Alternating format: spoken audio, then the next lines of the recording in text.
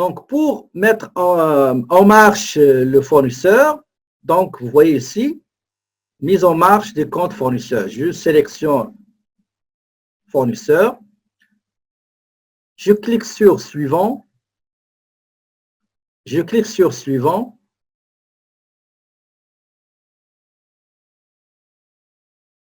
Ici, regardez, ici, on nous demande 3 informations. Vous voyez, 3 informations. Quel est le compte à utiliser pour les fournisseurs? Quel est le compte à utiliser en ce qui concerne l'escompte obtenu du fournisseur? Et quel est le compte à utiliser quand on paye le transport d'achat des fournisseurs? Donc, le premier compte du fournisseur, c'est 2101. OK? Pour ce qui est compte d'escompte sur les achats, j'ai 6701.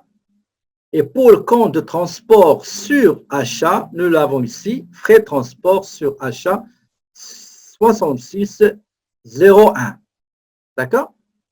Je répète, 3 informations à fournir. Le numéro de compte des fournisseurs, le numéro de compte de l'escompte sur les achats auprès des fournisseurs, et enfin, le numéro de compte concernant le transport des achats. Je clique sur suivant.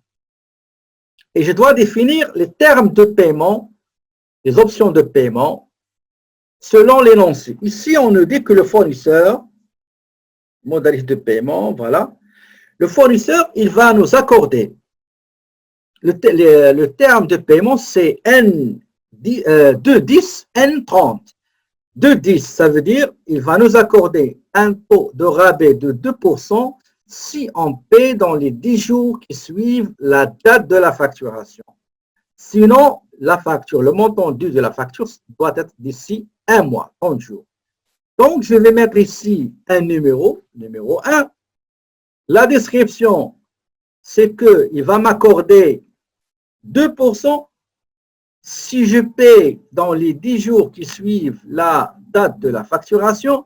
Sinon, le paiement dû doit être dans les 30 jours suivant la date de la facturation. Et j'enregistre. D'accord? On peut mettre, si vous avez dans la pratique, ce qu'on fait généralement au moment où on crée un fournisseur, parce que ce terme-là, il n'est pas applicable pour tous les fournisseurs. Ça se peut, un fournisseur, il va nous accorder 3, 10, N45. D'autres, ils ne vont pas accorder de termes de paiement, etc. Donc, pour chaque fournisseur qu'on va créer, il va nous demander le terme de paiement. S'il existe, on va le sélectionner. S'il n'existe pas, on va le créer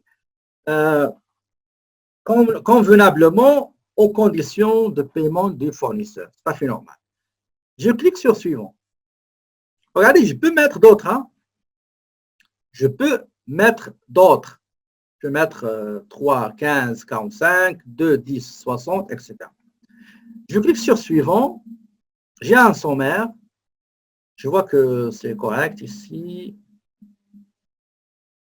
OK. Terminé. Vous voulez vraiment mettre en marche les applications? Oui. Qu'est-ce que c'est que ça?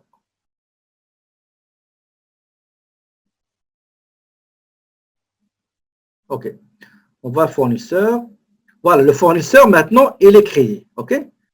Le module est démarré. Le module est mis en marche. D'accord? Donc, maintenant, qu'est-ce qu'il faut faire? Je dois aller créer une fiche de fournisseur. Quand je termine une fiche de fournisseur, je vais aller à l'inventaire pour créer groupe et produit. Est-ce qu'il y a des questions, s'il vous plaît, avant de passer à la création d'une fiche de fournisseur?